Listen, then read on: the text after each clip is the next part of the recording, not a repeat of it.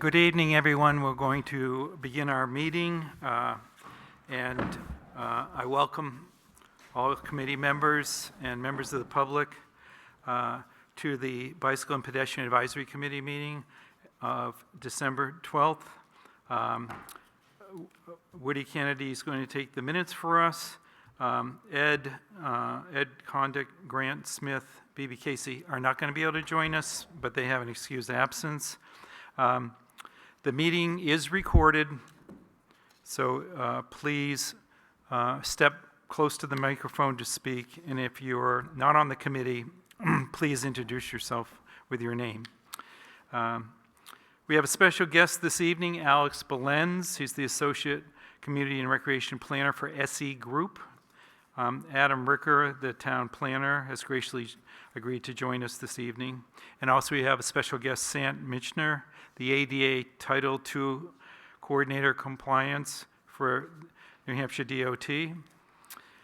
The first order of business is approval of our October 15 minutes. The committee members have received the minutes in advance, and I asked them to quickly review them. And if there are no modifications or additions, I would request a motion for approval of the minutes. Moved by Woody, and second? Judy, you second that. Since our last meeting, I'll just give you a very brief update on a few conversations I've had. I have not been able to attend the Budget Committee meetings or the Board of Selectmen meetings because I've been out of town, but I have reviewed many of those minutes, and I have had a conversation with B.B. Casey about the Department of Public Works budget in its draft form. Adam reminded me that the Budget Committee is still engaged in deliberations, so the final draft of the budget is not prepared as of today. Sam Clark is on vacation this week, so he's not in attendance this evening. We do have an item on the agenda in terms of just quickly reviewing the sidewalk capital reserve budget and operating budgets. I also met with Tim Paradis, who is the chair of the planning board. We had coffee, and we agreed to work together, and that our committee is welcome to give a presentation to the planning board probably after a couple of months, just in terms of what we're thinking about in terms of future bike walk initiatives. So I'd like to, at this juncture, introduce Alex as the guest speaker tonight. I've had the pleasure of working with Alex in the context of the Bike Walk Coalition of New London, which is a nonprofit organization. Alex was extremely helpful in terms of us developing a traffic stress study for bicyclists in the downtown area of New London, helping us develop a community bike and walk survey, and many other initiatives. So I'm very pleased to welcome him, and we will hold all questions until the end of his presentation. Thank you.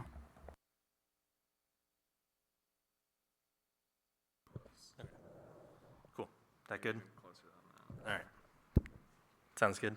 There you go. Thanks for having me, everyone, and thanks for the intro, Russ. I am here. I work with SE Group. We're a consultancy that's based out of Burlington, Vermont. I live in White River Junction. I go up to Burlington every so often, but more based in the Upper Valley. I used to work with Adam at the Regional Planning Commission, and that was what brought me to work with Russ and the folks at the Bike Walk Coalition a few years ago, where we got to do some work in New London. And so Russ and Adam had asked me to come and just talk about some of our work and some kind of reflections from the work I've done in New Hampshire and elsewhere around streetscape planning. And we'll talk a little bit about what it means to look at a streetscape, what all the elements of that are. And I'm going to just present some examples of projects that I've been involved with or am aware of. And I think the intent is to help just set up some discussions about what could be done as far as thinking about a streetscape along New London's Main Street and what this committee could look at for short-term or long-term planning and initiatives around that. So I've got about 15 minutes of slides, and yeah, we'll be happy to stick around for a discussion after that. Does that sound in line with what you're looking for, Russ? Great. Yes, we can be a little flexible on that. But yeah, we will leave time for question and answers. Okay, awesome. And I'd say, yeah, if there are clarifying things that, as I'm going through, like, happy to stop if anyone's not following along with anything I'm saying. So yeah, starting with kind of what is a streetscape. I think when we talk about pedestrian and bicycle planning a lot, we talk a lot about infrastructure, because that's kind of the core of it, is what infrastructure is being used to facilitate transportation by pedestrians and bicyclists. In the context of a main street, which most communities have, there is that infrastructure present, but it's also present in the context of everything else that main street is doing. So the surrounding land uses, the public spaces, the different elements that might contribute to the aesthetics of that main street. So this picture, everything in this picture is part of a streetscape. This is St. Albans, Vermont. We have done work with them in the past, and some of the infrastructure you see in here is based on planning work that SE Group did with them. So they have, the core elements you would think of as pedestrian infrastructure here. You have your sidewalk, you can see the start of a crosswalk. You can see faintly there's a little sharrow on the road there, indicating bicyclists are using the road. But there's also all these other elements that kind of activate this main street area and create a attractive streetscape that is inviting and safe to navigate for pedestrians. So you have things like landscaping. So they're using the curb extension here, which ostensibly is to reduce the crossing distance and slow traffic down for a safer pedestrian crossing, but it's also become this space to put plants and flowers and beautify that area.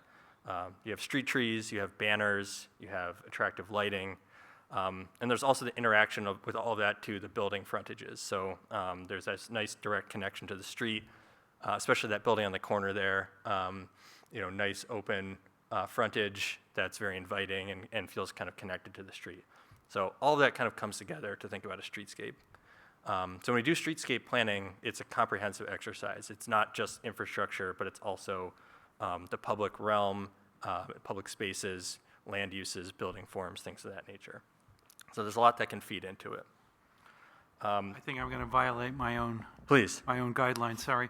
So just like in the St. Albans situation, like what was the catalyst for the community to first approach SE Group? What was the problem they were trying to solve? Was it, a high instance of pedestrian or motorist accidents, or, just poor kind of circulation in terms of the transportation issues? It's a good question. This is before my time at SE Group, and so I don't know the specific catalyst for it, but, commonly a lot of it could be tied to, wanting to support the revitalization of a main street, making it more of an activity center for a community. And so then pedestrian and bicycle transportation, it becomes kind of a key element of that. But the catalyst could be more, that infrastructure piece of, hey, we want to make this more pedestrian friendly. We'd like to see more pedestrian activity, but we don't want to just provide the infrastructure. We want to do something that invites people in to actually, spend time here and walk around, as opposed to just parking their car, going to the store, and then leaving. So there's a lot of different angles that a community might come into this at. And there's not, there's not a perfect or a correct starting point in any case, I wouldn't think. There's just a couple other shots from St. Albans, what they've done. So, you can see on the right there, if you look down the street, there's now space, thanks to what they've done with their infrastructure, to support things like outdoor dining. You have a kind of inviting corridor that invites people to spend time, and there's a lot of nice things going on. So that's just an example to just kind of tee up what we mean when we're talking about a streetscape. I'm going to talk a little bit about some planning work we did with the town of Linden, Vermont, which is kind of has a similar land use pattern to St. Albans, but was starting from a much different place. So this is kind of an overhead aerial of Linden's main street. Folks may have been up through here. If you're ever going up towards Burke Mountain, Northeast Kingdom on Route 5 through Vermont, you probably got off the interstate in Linden and passed through their main street. It kind of has the traditional built form of a lot of New England downtowns. It's not a particularly large downtown, but it's got a cluster of buildings. but it's very kind of automobile-centric as you go through there, despite that pattern. You can see some really long pedestrian crossings here. You can see things like turning lanes and a lot of parking. And there's not, just looking at here, you can kind of get a sense that it might not be the most kind of pedestrian optimized place. And if you look at it from the street level, you can see a lot of those elements that were present in St. Alban are not present here. So yes, there is a crosswalk, there is a sidewalk, but it does not have that same kind of inviting feel. They haven't really activated those public spaces using their infrastructure. It's and it's not nearly as vibrant of a main street. I think partially due to that. So this is kind of our starting point for working with the town, was thinking about, all right, this is our kind of public realm. We have this main street, we have this infrastructure. What do we want to do with it? It's still a major route of traffic that's coming through. We have to accommodate for that. But we do have kind of a canvas here to think about more public spaces, a more pedestrian-friendly space, and strategies that can support our Main Street businesses. So one of the initial things we did was actually do some kind of temporary improvements. So we worked with the town to plan a block party, and that included some single-day installations of things like pedestrian crossing improvements, and some better signage and things like that to really calm vehicular traffic and improve the safety of these pedestrian crossings. But we also did things like invited food trucks to pull up and serve food. We had a coffee roaster come and serve coffee out of an empty storefront. We had some live music playing, and part of that was to just emphasize, when you have some more flexible space and you create more places along a main street for people to do these types of things, there's lots of benefit in addition to making a safer place for pedestrians. So we got a lot of good feedback from this. We were interviewing and surveying people as they came and interacted with this and got feedback about it, and went and did some additional design work to look at, all right, what could a comprehensive streetscape project look like if you were to have your perfect envisioned project where you got all the funding and you were able to do a major kind of corridor improvement. So I'm just going to show a quick before and after here. This is kind of looking down a little zoomed out from where we looked at before. You can see a lot of pavement, a lot of parking, the turn lanes that you probably don't need. And this is what we came up with, was keeping most of the parking that's already there, and really, what we learned is that there's a lot of space to do a lot more with this street. So they have space to do, if they want, outdoor dining plazas, adding a lot of street trees, adding pause places, benches, and creating a much more attractive and inviting and activated streetscape. So that's big picture. Like if you got all long term, you did all the capital planning, fundraising, got the big grant, got everything lined up. This is what you could aim for way down the road, long term initiative. This is just looking further down. So this crossing you see here, that's the one where a couple slides back I showed the temporary pedestrian crossing improvement. So this crossing actually connects their downtown grocery store to their senior living apartments. So it was a really high priority for them for pedestrian safety. But as part of that, there's opportunities to look at landscaped areas, places for folks to hang out, stormwater retention areas that reduce strain on the city sewer. A lot of things that you can do with that space as part of creating that better pedestrian crossing. So when we work with them, Linden's not a big town. I think it's probably similar population to New London. They're not sitting on a pile of cash to go and dig up their whole main street tomorrow and start doing this. So we wanted to look at could this be phased out, or even how could you define success at a lower cost level.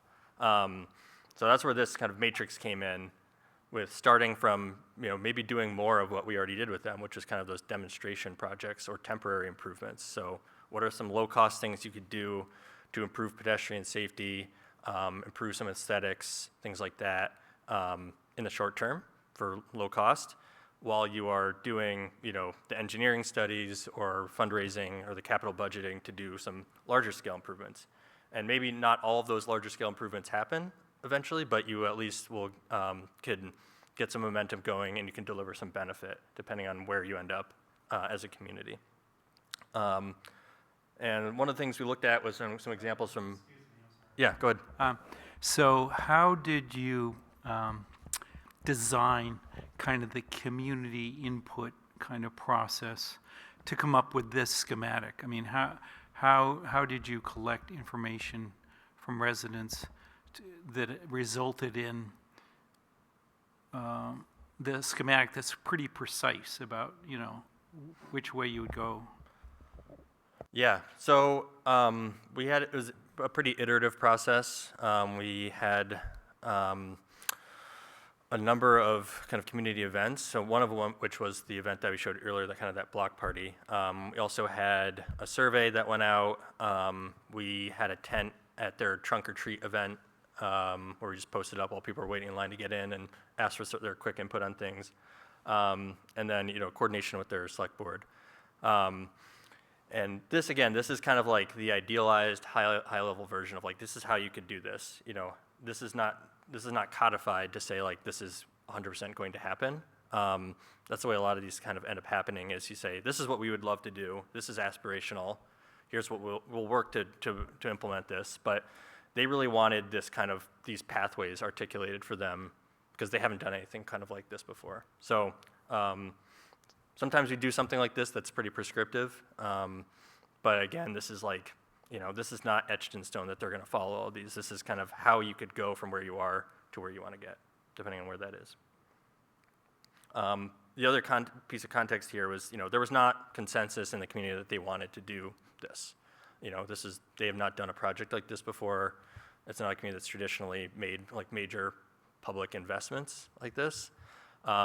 So we kind of wanted to identify this like spectrum of success for them.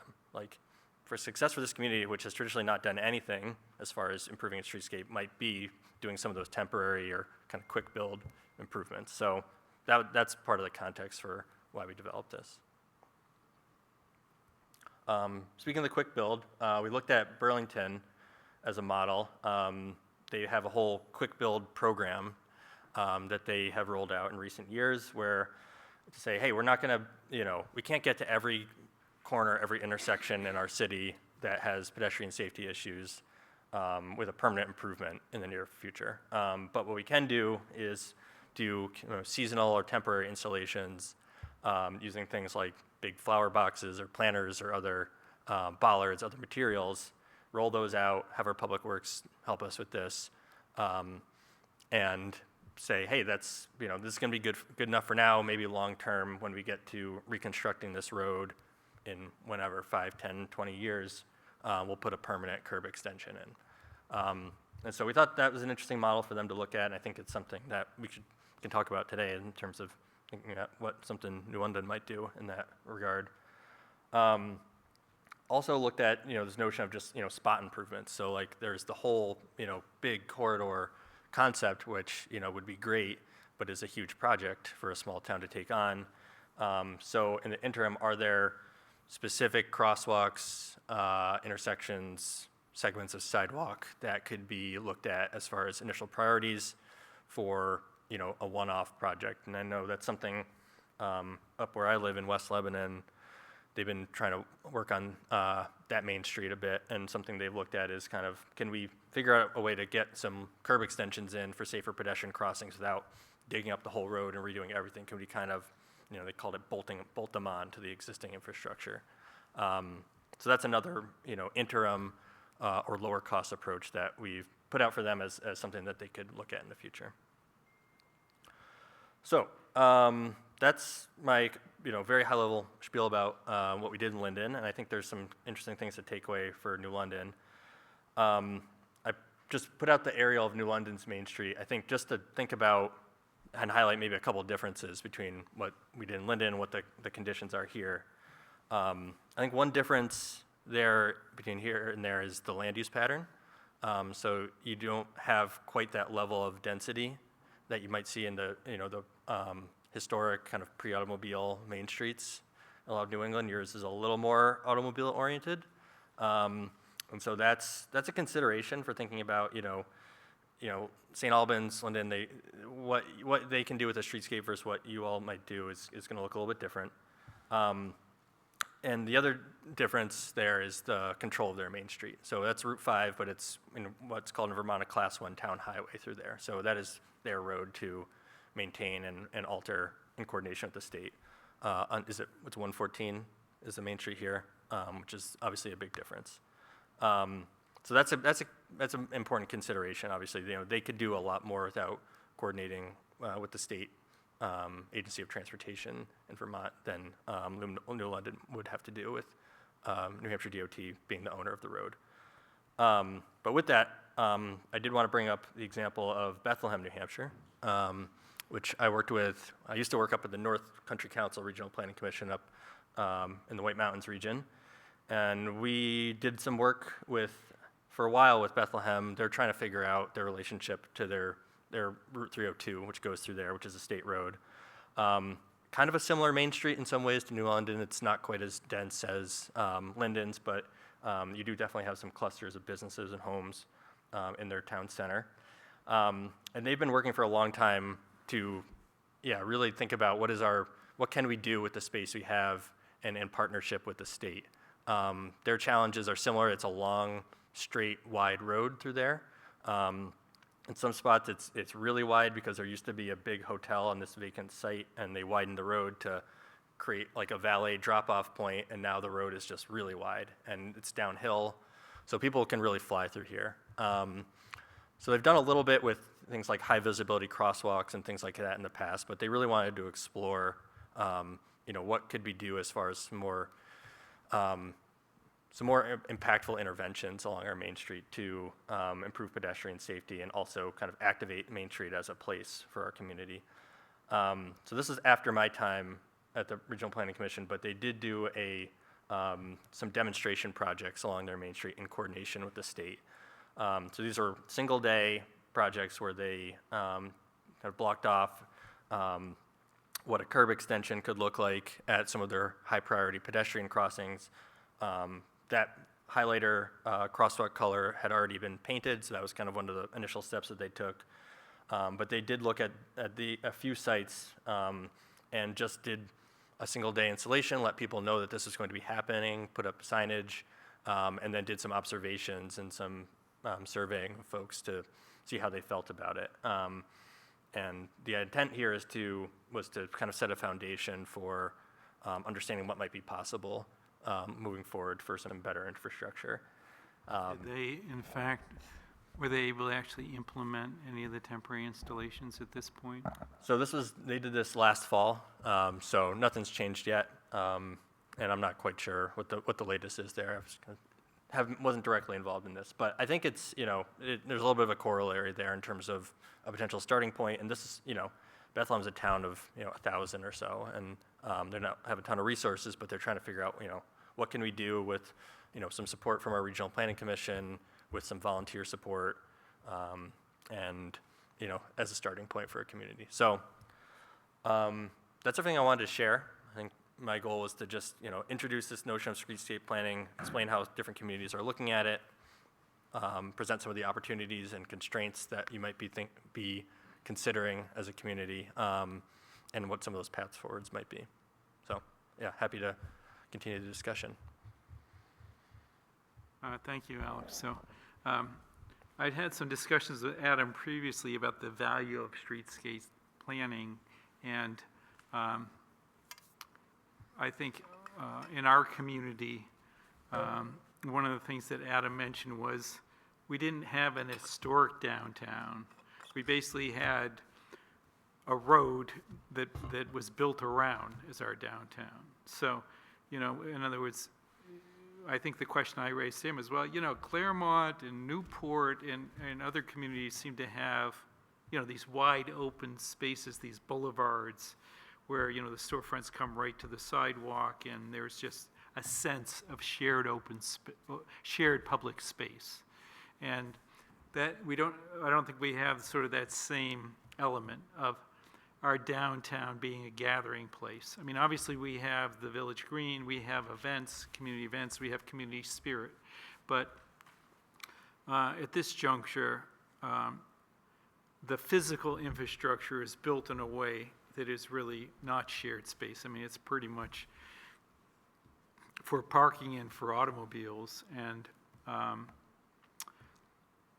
it is difficult to navigate for cyclists and for pedestrians. It's, the question that I've been wrestling with is like, what is the starting point in terms of, we have telephone poles in the middle of sidewalks. I mean, we have, various kinds of obstacles for pedestrians, and we have many senior citizens. So I know one of the things that Adam and I have discussed, and Sam, is like, doing some of these temporary boulevards like you were talking about, using planters and things like that, and trying to gather some community feedback about that. Because the road is relatively narrow and the shoulder is narrow, we don't have a lot of, unlike some of the communities where it's like, wow, that's a really wide street that you can, you can do a lot of experimenting with. We don't have that sort of extra real estate to experiment with. And you're probably somewhat familiar with downtown New London. Mm-hmm. So yeah. Just, not to put you on the spot, but, based on sort of your expertise and background, do you have any suggestions for starting points for us?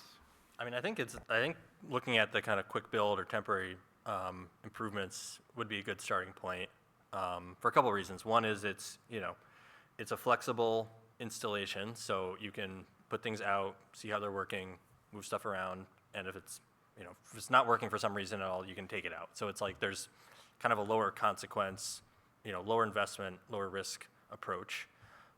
It's something that does not take the same level of engineering, budgeting, like long-term capital planning to come online. So you don't have to wait for oftentimes the many years long process that is associated with that to start seeing some benefits associated with pedestrian safety and better driver awareness and things like that.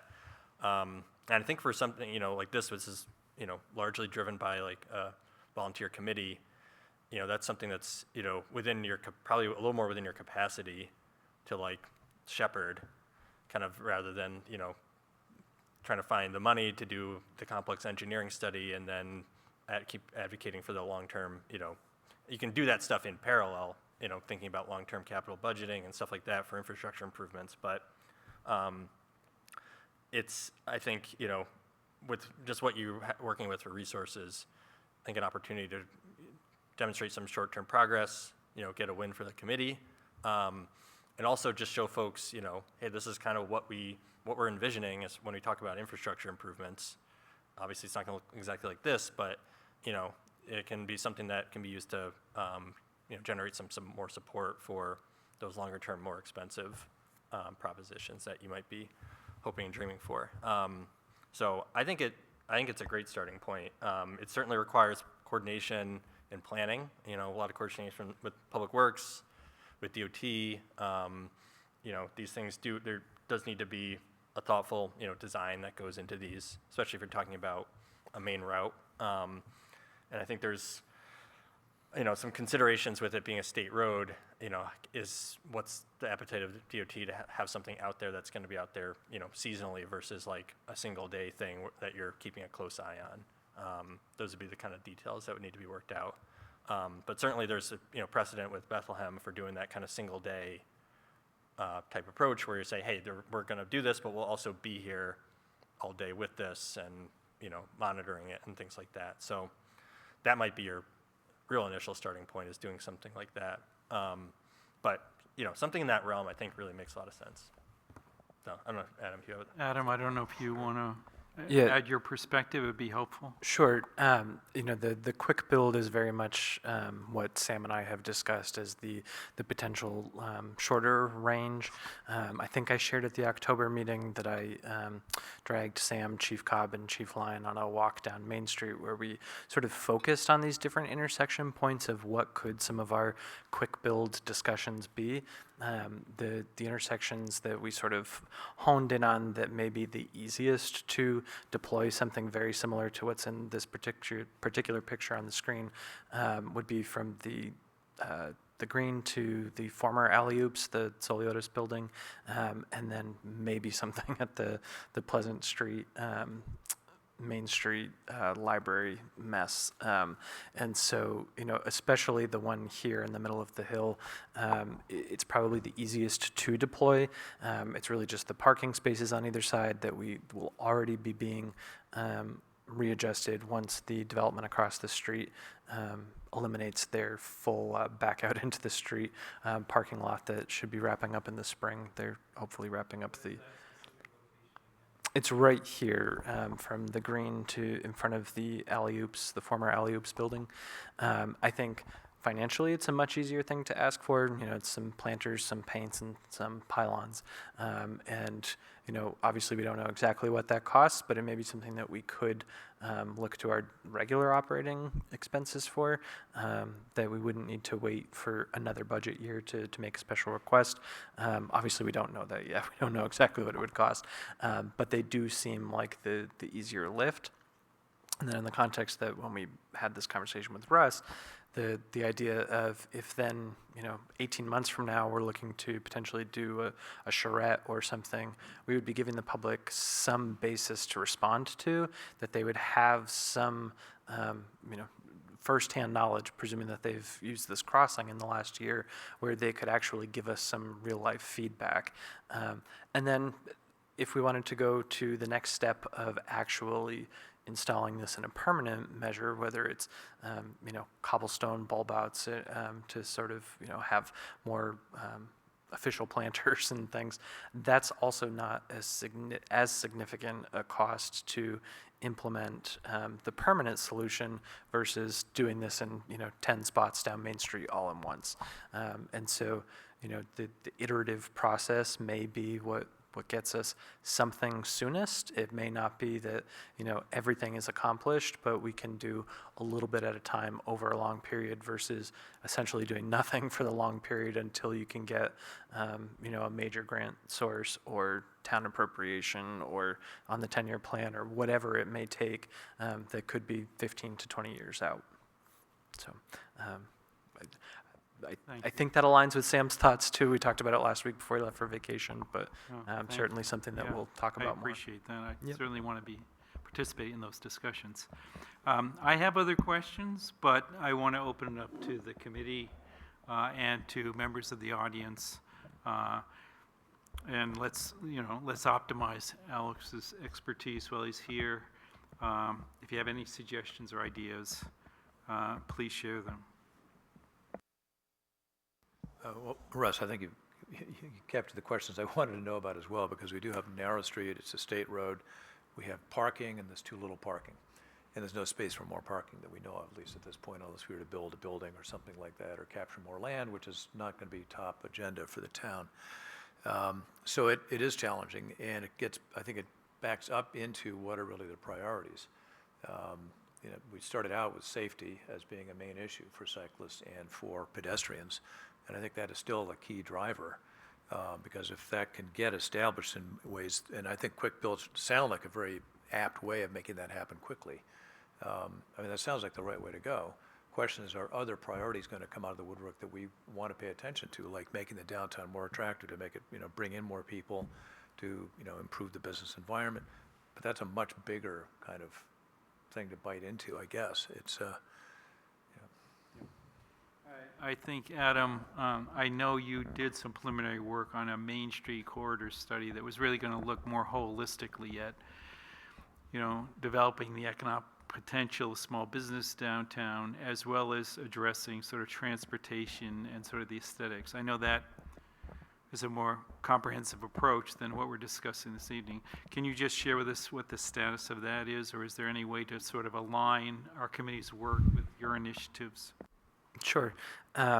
So the sort of Main Street study that was talked about for a couple of years was a much larger scale study that didn't only look at streetscaping, but also the land use patterns of Main Street. And really the main piece of that was to consider the the use of a form-based code in our commercial zone, which is a totally different type of zoning ordinance, that you are not zoning by use, but by the actual form of the building and the setbacks, and it's a different way of looking at things. I think the planning board's opinion was that all of that wrapped into one study may be too much to bite off in one chunk. And, obviously, correct. And I think that, last year's zoning amendment season provided maybe a shift in perspective, that maybe that's too much to take on right now. And that, tying that all together with projects like these may sort of sink these ships at the same time. And at the same time, the housing conversations were not happening when the Main Street, initial Main Street zoning was a focus. And obviously, we know over the last 4 years, the focus has sort of shifted there. And so with the Housing Commission and the Planning Commission, they've sort of shifted the capacity that they do have onto a housing-focused piece. And Emily, speak up if I'm paraphrasing any of this wrong from the Planning Board. But so I think that right now, this work is what they see as the more pressing need from that study piece, if that makes sense. Thank you very much. We have Sam Minster here as a special guest, and not to put you on the spot, Sam, but in terms of the examples you've seen and sort of collaborating with NHDOT,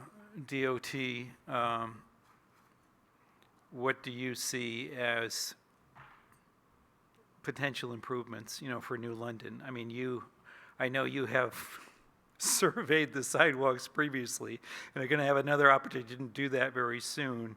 We are in agreement, I think, as a community, that sidewalks require significant investment in terms of improvement. But one of the reasons that I invited Alex here tonight is, the downtown infrastructure challenges go beyond just the issue of the sidewalks. So, if you want to come up, it's hard to.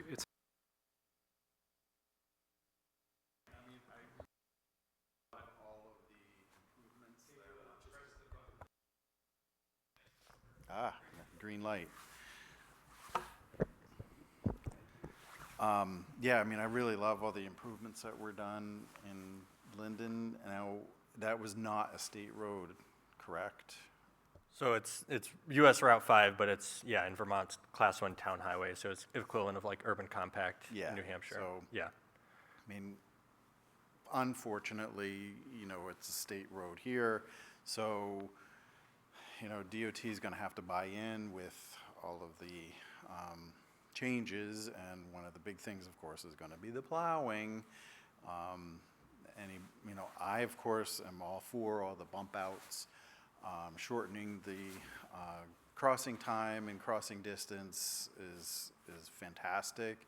I like the idea of a seasonal approach where they would go away so that plowing operations could go unimpeded, because I know our district forces will be like, we can't have these bump outs. We already have some kind of already, I believe, down by the bank. There's a little cutout. Well, it's kind of I guess a cutout rather than a bump out. Kind of makes it work. But and I'm sure, because it all comes down to the plowing. They just want to plow straight through. Yeah. It's that. I know in Littleton, where they have, I think that's 302, and they did, I think it's 10, 15 years ago, they did on Main Street a lot of bump outs, and the arrangement is now that the state plows the travel lanes and the town is responsible for doing the parking lanes. Yeah. I think that works okay for them. It is but- and kind of one of the unusual arrangements that we have with the town. It's called a white line community, where we basically maintain to the white line, and then the town is responsible for the parking areas. Although it's still within our right of way, so DOT has the final say.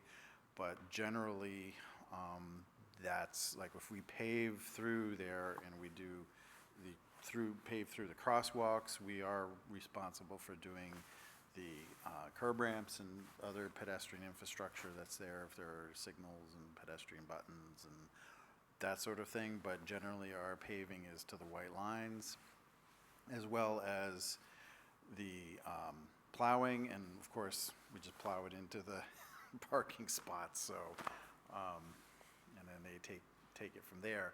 And I know, like in Concord, they have a special crack team that goes out right down there in Main Street that winter maintains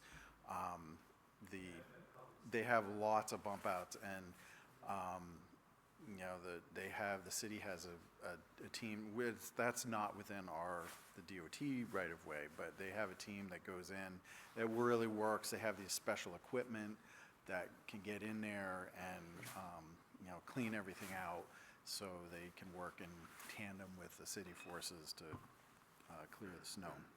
Do you see in New London, in terms of the current configuration of our downtown and our sidewalks, challenges regarding ADA compliance at this time? Not really. We don't really have too much terrain to contend with that's not really impossible to overcome with slopes and whatnot. So I don't foresee that. I think it's really a good kind of almost blank slate that you can really build upon to make it better. Right now it's really, really basic, so just a sidewalk and, you know, there's a little short, in some spots, a buffer, grass buffer, but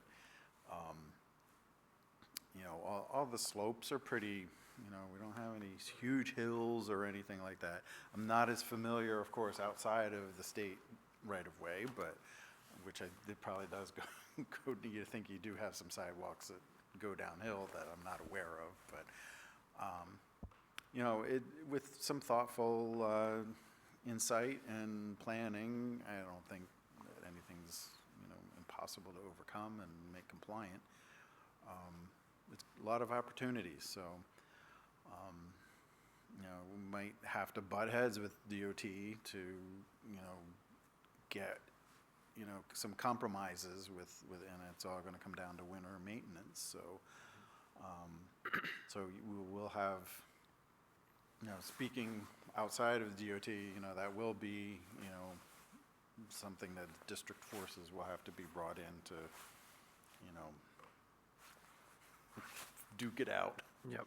And, you know, we do have a good relationship with Chris Turgeon, the District 2 engineer, so I think he would at least be willing to listen. And, Yeah. you know, obviously he has some objectives that may not align with ours, but I do have confidence that Chris would at least sit down and listen, and he certainly... I think Chris used to live in New London years ago. It's, yeah, he lives in Enfield now. I don't know if he did here at some I think point. he did but live over here.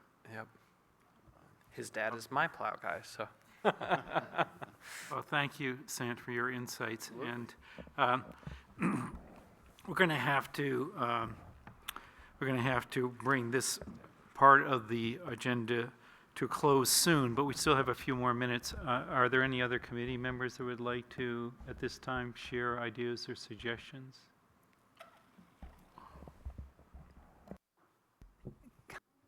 I'm familiar with Bethlehem, and they also have an extensive bike trail system that has come up. I don't know if it was at all coordinated. It's a good question. I think the bike trail was more of like, we want like places to go mountain biking, and less like we want this for alternative transportation connections. Right. But I think it's providing that benefit. It's still providing that benefit, you know, both ways. Well, one observation I've made is many more people are in Bethlehem. Many more people are on the road. Many more people are walking around who have come for the mountain biking, I think. Yeah, as well. and the brewery. Yeah, it's gotten very busy. Right. So I'm thinking, because we've been talking biking and walking, sidewalks and perhaps pathways. So I didn't know if you're familiar with any coordinated efforts that people have been making. Yeah, the bike piece is tricky when you're talking about main streets, because you're almost always dealing with on-street parking, which is like the biggest source of conflict for bicyclists in the road. And so, yeah, and I know that was like with the Bike Walk Coalition, that was the thing we were looking at, is like figuring out, what are like alternative ways to kind of go east-west in parallel to the main street. And that's kind of what we looked at, and what Linden has done is they have a little bit of a grid there. And if you go one street south of Main Street, you have, I think it's called Center Road, and that's a road with bike lanes that kind of provides that east-west connection. You can find some kind of funky examples of how the people have tried to engineer bike lanes into like main streets, where it's like in between the parking and the sidewalk. But even there, you end up with a lot of conflicts with intersections, and especially in a place like this, people are just not really looking. Like, it's be very unusual, and people are not trained or programmed to look for bikes, and like you would be if you were walking down Broadway in Manhattan. So it's pretty tricky, and I don't know of a great like New England Main Street that's figured out a beautiful plan for like how bikes are using Main Street as opposed to like some alternative connection, kind of like you're talking about with Bethlehem. So that's my kind of soapbox on bikes and the streetscape piece. It's tricky. The probably the best hope you can have is like that a bicyclist would feel comfortable if traffic was to be calmed enough and drivers were going slow enough that they'd feel comfortable riding with traffic. That's just not going to be realistic expectation for most people. So yeah, I think there's so many constraints there, unfortunately.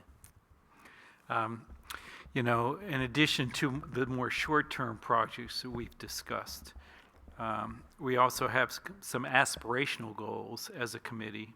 And our master plan 2021 in the transportation section specifically stated that one of the master plan's objectives was improving bike and walking access and safety in town, and to use complete streets methodology in planning new projects or reviewing existing projects. So we have a foundation sort of to build from in terms of our committee's work.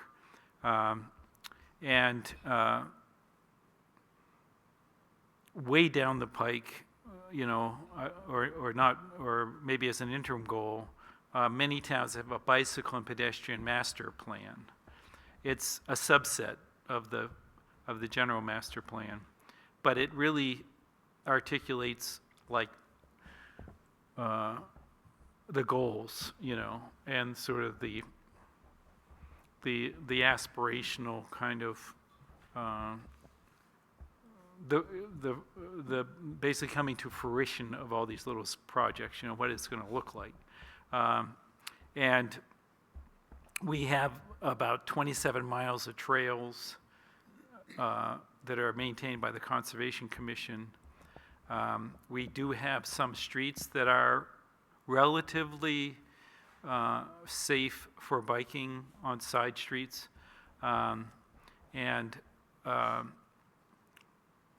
we've discussed at previous meetings how we can sort of develop that vision of a robust network of bike paths and trails and accessible walking and biking downtown. I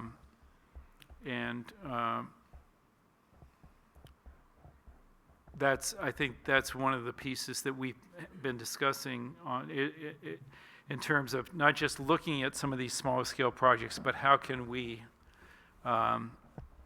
engage the community to do that more kind of master planning process that Adam alluded to earlier, doing a planning shred and things like that. It seems like a daunting task, given our town has some other major projects going on, but I think one of the things that we're trying to wrestle with is like, how do we lay the groundwork for that master plan? I don't know if you have any suggestions, Alex. Yeah, I mean, I don't know the full context of, what the discussions have been or things like that, but I think in general, like the network is kind of what matters most when you think about these connections. Is like, all right, maybe it's like for Main Street, obviously it's important to look at an individual crossing and things like that, but like ultimately it's like, what is that, federal highways, they say safe, convenient, and comfortable network. And then that can really help kind of prioritize, like, and lay the basis for if there's going to be investments or going after grants or something like that. So like a grant funder is going to want to understand, like, where's this coming from, this project? Like, what's the need for it? So like that investment in time, can pay off in that way. And it is also that opportunity to bring, build support, bring the community in, things like that. Yeah, as far as, laying the groundwork to do the plan, I mean, ultimately it's just, time and resources to like start doing the work, like I feel like is the big thing, and figuring out what it is exactly you want out of it. So I know we've talked a little bit about that, Russ, in terms of like, what could a scope of work look like and how much might it cost, and there's a big range there.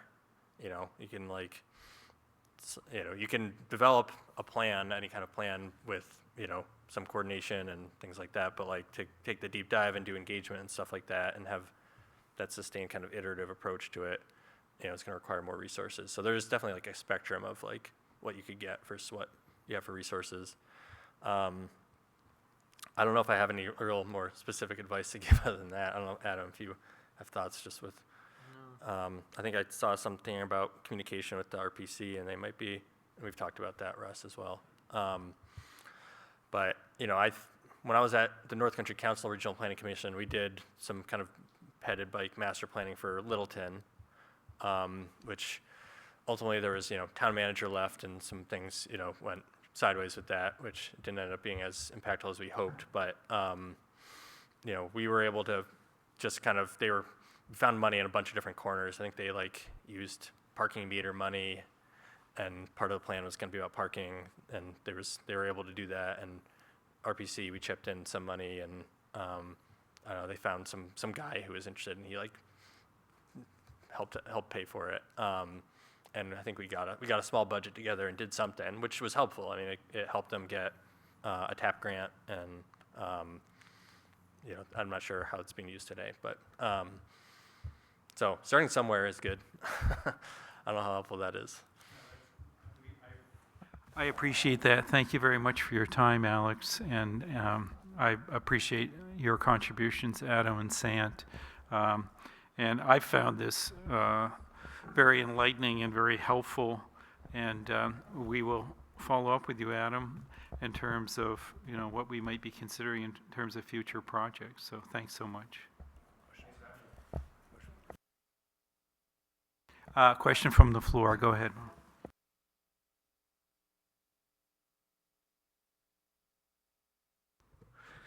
My name's Bob Bowers. I'm a resident of New London, and that was a very good presentation. I loved it. Thank you very much. I'm, at this point, the community engagement that Russ has referred to, and I'm very interested in sidewalks and as they exist and how they might be repaired in our town. You've raised some really good issues, and one thing that concerns me, that if you start on the west end of our sidewalks, the width between the sidewalks and property, the state highway and property looks wide enough to do pretty much what you'd like. But when you get down to the western end toward Newport Road from Pleasant Street on, there are a number of areas where there are poles and guy wires and private property lines. Have you had any engagement, involvement with talking to property owners about easements to allow sidewalks to extend over? There's one in particular with a stone wall, and I can't tell whether the wall's actually on the owner's property or just ended up there. But maybe they moved the wall. Have you had any engagement with utilities about not taking the poles out? They looked at that years ago and it was too expensive, but moving the guy wires, there's a couple of places where the guy wires hold into the ground. Is that part of your concept of working on streetscapes? In general, yes.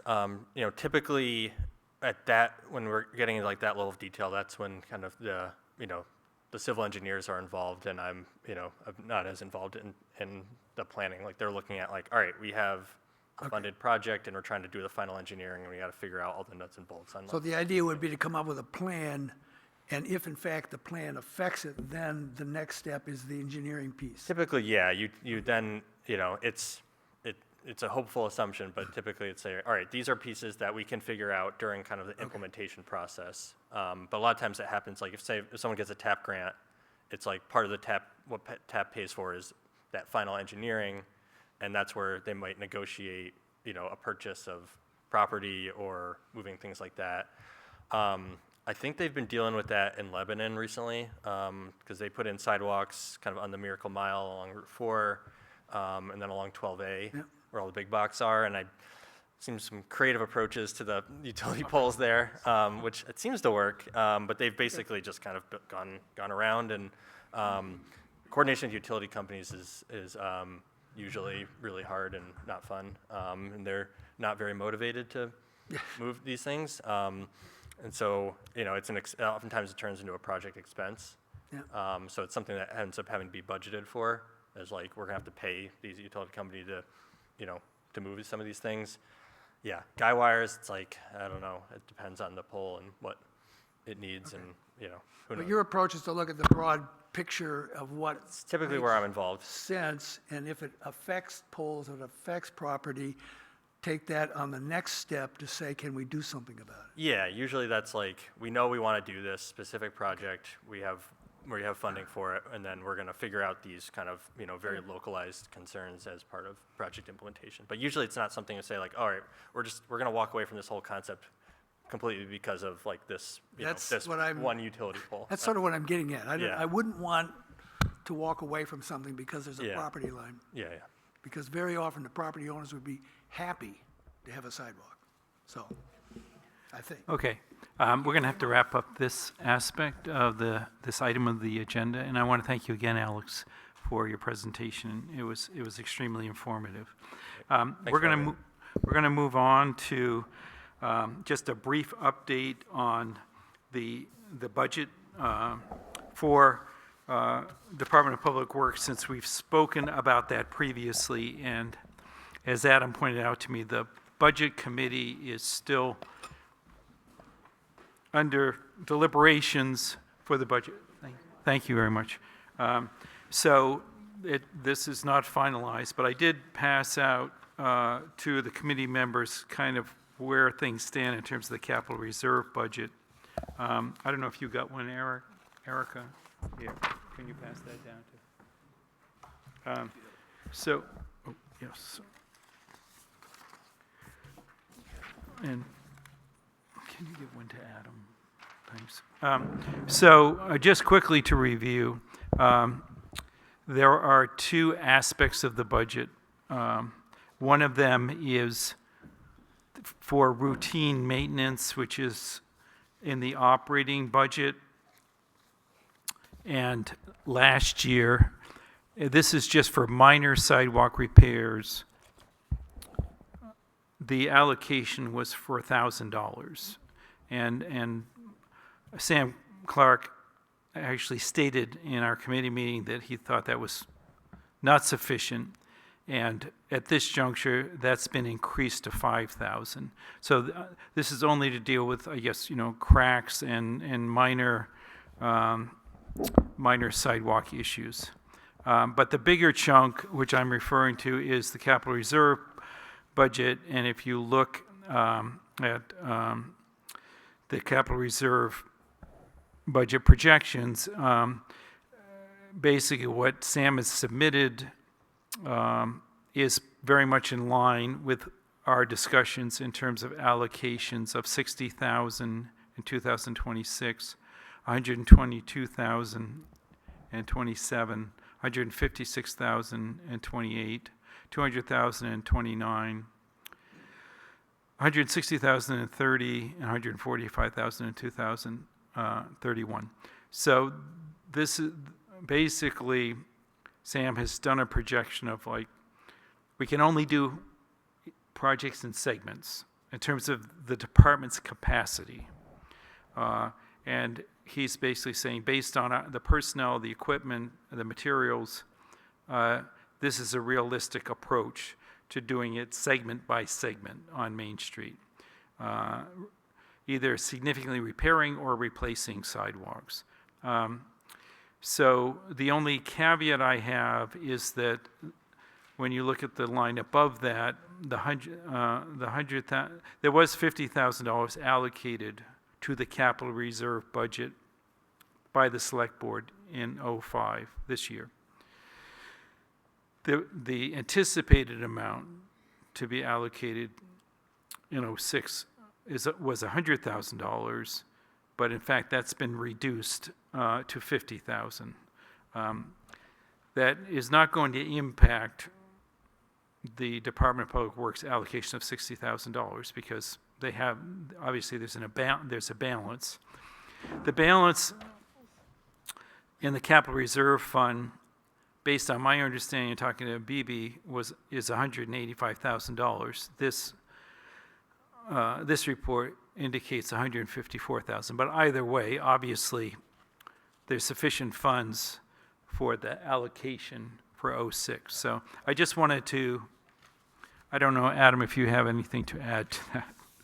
The only thing I would add is just the reminder that the reason that next year's project is lesser than the years after that is because of the area that was impacted by the water main replacement not being able to be addressed until the following year. So next year's segment is smaller. Right, yes, thank you for that clarification, yeah. I did have some difficulty following the last part of what you said regarding the 154,000 in reserves and where that comes from. How was that calculated? Right, so that's the balance in the capital reserve fund. That was the existing balance. For what, sorry, for what purpose? Capital reserve for sidewalks specifically? Yes, yeah. It's So the it 1996 states sidewalk that fund. It's the sidewalks on the left Oh, I column, see, okay, yeah. thank you. So, yeah. So I think that I appreciate that clarification. That has been discussed at a previous committee meeting that due to the settlement period of the water main,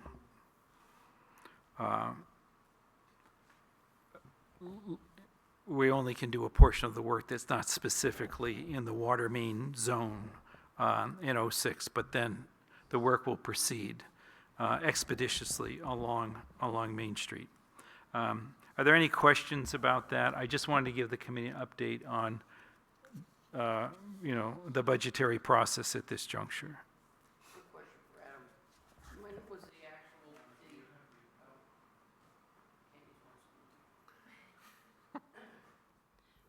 When was the actual date that they timed it for the water precinct? Was it November 10th? I'm trying to think of what day Sam and I had to walk all the sidewalks and sign off on their patches. And I think that was the first week of November, so then Okay. it would be a year out So we have from to that. right. So you lose an entire construction season. Okay, thanks. We're going to move ahead to talk a little bit about the Regional Planning Commission communications we've had and a federal TAP grant that was brought to our attention in terms of an opportunity. As I've reported previously, Jerry Coogan, Peter Nichols, and I met with Megan Butts at the Regional Planning Commission office to explore what services they had available and to talk about specifically two studies. One we've discussed already in this meeting, sort of the Main Street study that would focus on transportation specifically, transportation needs. And the other was the bicycle and pedestrian master plan. And they shared, in a communication I received from Megan subsequently, they shared a proposal in terms of what resources and personnel they could make available for both of those studies. And we won't spend a lot of time on this, but I think one was in the neighborhood of $11,000 and one was in the neighborhood of like $16,000. Those proposals, I don't think, incorporate all possible costs, because one of the things that Kim and Adam have brought to my attention is we would have to be in very close collaboration with the town staff to do any kind of study like this. I mean, obviously, there would be time that would have to be allocated by Sam Clark, by Adam, and by other personnel, and that is a true cost to the town. It's not going to show up in a proposal from the Regional Planning Commission. So the proposals I thought were extremely helpful because it kind of laid out every step that we'd have to do to actually move forward with the studies. But I don't think at this juncture, I mean, what I've been thinking about, and I'm not speaking on behalf of the committee, is based on other very significant demands by the town and town personnel this in '06, that we try to lay the groundwork in the next year and then move ahead with the studies in '07. And a significant piece of the studies, I would think, would be a planning charrette of some kind, Adam, because we've got to get community input as a component of the study. I mean, it doesn't make any sense for the committee to do a study with 10 people. So I don't know if that makes sense to you, Adam. Right, and I think any study that any consultant does will have community outreach baked in. I mean, that should be a foundation block of it. I did get a message from Megan this afternoon at the Planning Commission that she wanted to reiterate that this is not an actual proposal, that these are cost menus. So while these are sort of examples of what they can do for projects, it's not a proposal that has been tailored specifically to any offering, and that if that's something that the town or the committee desires, then we can sort of go to that next step at some point, but these have not been honed to that point at this time. I appreciate that clarification. So proposal is probably not the appropriate word, but it's some cost projections related to the project. Just to clarify, you are referring to these New London Main Street visioning and bicycle and pedestrian plan samples. that were That's sent out, correct. Which came to like 16, about 48,000 collectively between the two of them. But again, Correct, it's not a yes. proposal. Okay. Yep. Thank you. And again, in regard to the TAP grant opportunity, which I was aware of, but Jerry Coogan, as a commissioner from the Regional Planning Commission, also brought to our attention. It's my assessment, but the committee has to make a decision on this, that we're not well positioned at this particular juncture to move forward with applying for a federal grant. And I think the cover letter was due by the end of December or something, if you were interested in pursuing that. I mean, that kind of funding opportunity is something that we may be able to optimize in the future, but I think that the level of resources and investment of time by both on the part of volunteers or on the part of the town personnel, it's not realistic for us in terms of their timeline.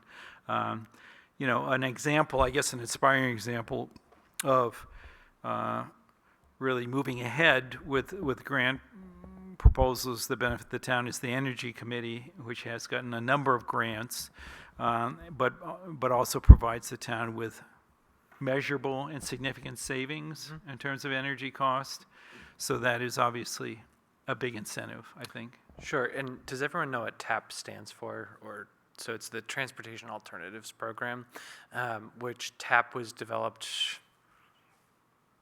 less than 12 years ago because it didn't exist when I first started at the Planning Commission, but a few years ago where they wrapped in a whole bunch of grant programs that used to exist, like the TE grant program, which was technical enhancements, and the Safe Routes to School program.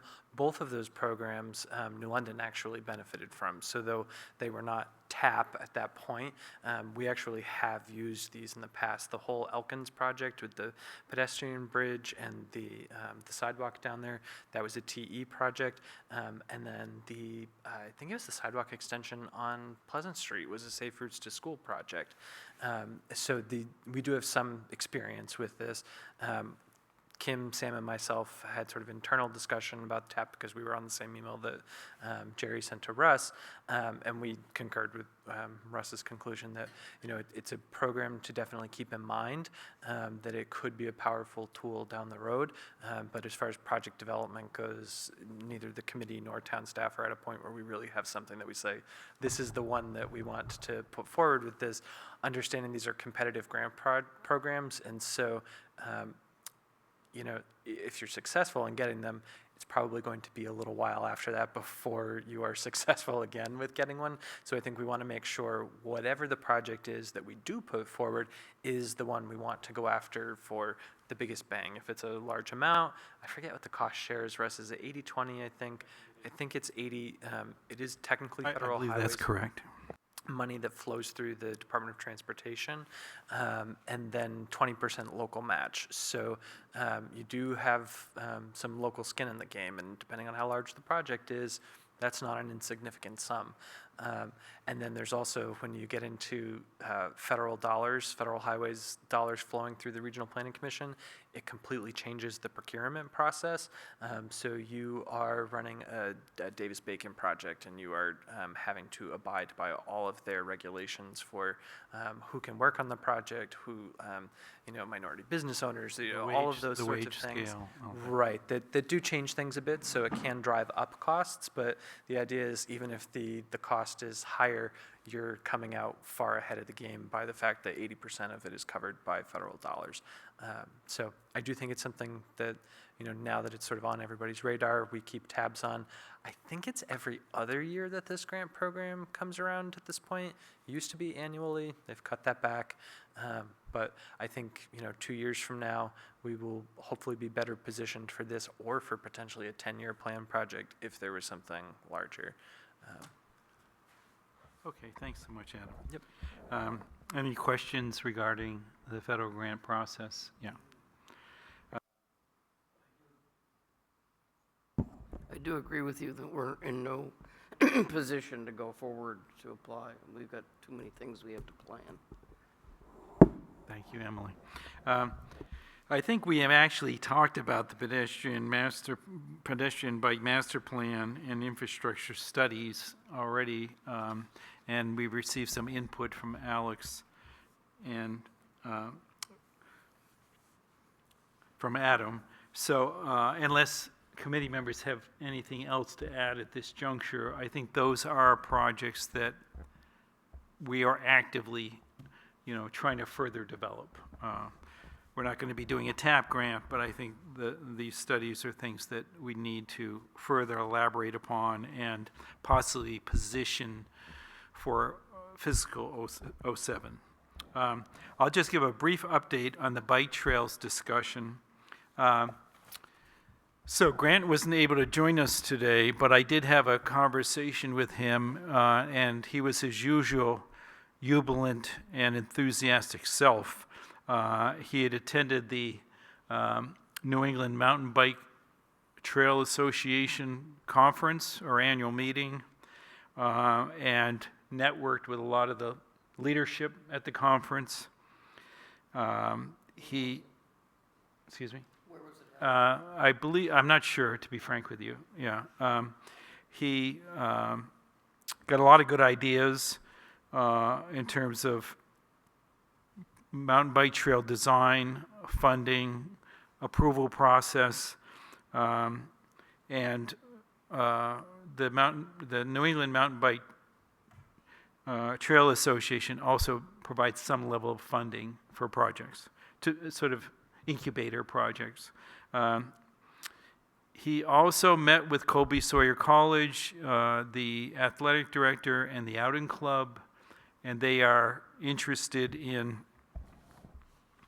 working with Grant, and Grant has formed a subcommittee with a few neighbors and friends, and he's going to be meeting with Colby Sawyer College in early January when the students return, but they were very enthusiastic about the possibility of having access to a mountain bike trail in the community, and were asking him questions about, where they could rent mountain bikes. And so he's made some headway, and he's going to report out at the next meeting, which I'll just remind people that our next meeting is the third Thursday in February. We're not meeting in January. That's the 20th here at Whipple Hall. And our meetings will continue on the third Thursday. So if there's no other business, I know Bob had a proposal that he wanted to discuss in the public comments section. So we'll proceed with that. The committee has received this proposal in advance. Thank you very much for allowing me to speak and reading my memo to you. My concern is that sometimes in government, the effort is to try to look hard at costs and keep them down, and that's very good. Sometimes it's important to look at what the long-term effect will be and whether there are, in fact, economic values in looking at a long-term solution. And I say that because my memo describes the idea of concrete sidewalks. And the initial step that Sam has proposed, and it is often done, is asphalt. As I pointed out, if you look at the sidewalks, and in fact tonight on the demonstration at, I think it was Alton, Vermont, cities have concrete. Concrete holds up. Concrete lasts longer. Concrete needs less maintenance. All the tip downs for handicapped are concrete. If you start looking at the costs, it varies. I do a search online and get a lower cost, so I went to Jim Alexander, who runs Alexander Concrete. First question, Jim, do you ever do sidewalks? Oh yeah, I do them all the time. They're great. How much do you charge? Well, it depends on what happens. But basically, he gave an estimate to me of $75 to $100 per lineal foot. It's a 6-inch deep. If you take a 5-foot wide sidewalk, that's what, $15 to $20. So it's $75 to $100 for a 5-foot wide sidewalk. And looking at, say, the Hillary's house down to Charger Street, which is, by the way, before the sewer work, so that it does not get impacted by the 1-year delay. And Sam had originally talked about doing it this coming year, but it's showing up again, I hear, for a year later, but it could be done. And so you're looking at 120 to 160, which is above what his original estimates are, I think, if I remember, though there is that much in the fund available. I would hope this committee will be looking at the long-range benefit, what the community may want in terms of sidewalks, because concrete may be more palatable, it will last longer, it doesn't sink down along the curbstones. There's a lot to go, a lot to say for that. I would hope you would look at that, look at the overall cost, look at the long-term cost of maintenance of one or the other, look at what the community thinks might be good, and then do what you're talking about generally, a step-by-step approach.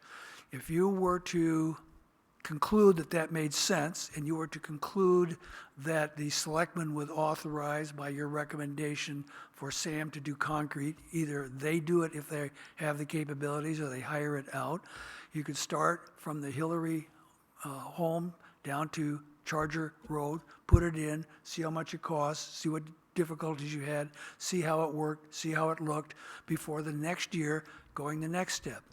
Those two sections fit in fairly nicely with your presentation tonight because they are somewhat removed from the difficulties and problems that he's describing you need to attend to. There aren't crosswalks, there don't need to be crosswalks. You've got four houses that are all set back, as far as I can tell, far enough for plenty of work. You've then got the college and all the way on down to the town green, for that matter. So you don't have a private property issue. It's a wonderful way to start segmenting, lower cost one at a time, see how it works, see how it goes, do the next segment from Charger Road down to, I'm getting confused here, Seamans. You get into the middle of town, you're probably going to want to have some input on what is being described here, because you start running into some questions. But I would strongly urge you to look now, and I would hope, but maybe it's not going to happen, that you could have some answers for work this spring. Should it be concrete? Does it make more sense to have concrete? That's my pitch. I hope you will work hard on it, and since you don't meet until February, I don't have a lot of hope, I guess, but thank you. Okay, thank you, Bob. Adam, I don't know if you want to speak to this at all. I haven't had a really substantive discussion with Sam about this. I know that he has stated that in terms of budgetary consideration, the asphalt is significantly cheaper. And I also believe that he stated that in terms of his equipment and the equipment they have where they can lease in terms of their own personnel skill and things like that, that asphalt is a better surface for them to work with if they're not going to contract out the work, kind of thing. But I'm not in any way trying to discourage you, Bob. I was just trying to get some clarification of questions. I certainly can't speak for Sam's department's capabilities, but I'm not sure that directly aligns with conversations I've had with him. This example here on Parkside, the tip downs here that are concrete to the asphalt sidewalks, I believe Sam and a department, did he share this with you, Bob? But I believe that Sam and Alex, who's no longer with the town, who was here 10 years ago, I think they were the two guys that poured these and made the sidewalks. Obviously, Sam's probably not going to be out there pouring the concrete this time around, but the two of them particularly had the skills to be able to handle that in-house. So if those skills are available in-house, I think it is a much more realistic potential, because that substantially reduces cost. I don't know if I'm not even sure if Sam knows what the current concrete skills are of his crew. That's certainly a conversation we can have with him. I think he, in general, favors the longevity of concrete. But obviously, there are budgetary constraints, but I think they're conversations that he's open to having. He and I have this debate all the time. My street, on my side, the sidewalk that goes in front of my house is asphalt. The other side is concrete, and I wish I had the concrete side. And so we have those conversations regularly, and I don't think I've ever heard him, completely push off concrete. So I think it's something that he's open to talking about. Okay. And it may not be that the same answer exists everywhere. There could be some section it makes sense it's one, and those are things that are outside of my knowledge base. So, would you be willing to approach him about that? Oh, sure. Yeah, absolutely. Yeah. Okay. I don't mean to imply, Bob, that I think either material has value, and it's a question of what the specific application is. As Adam said, we may use a combination of materials. I think what you're saying is, let's look at the short-term and long-term value of both materials, which makes sense. I wanted to ask the committee if there are any other business matters to attend to this evening.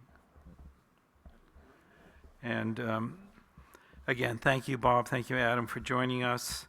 I'll entertain a motion to adjourn. And a second? Thank you very much.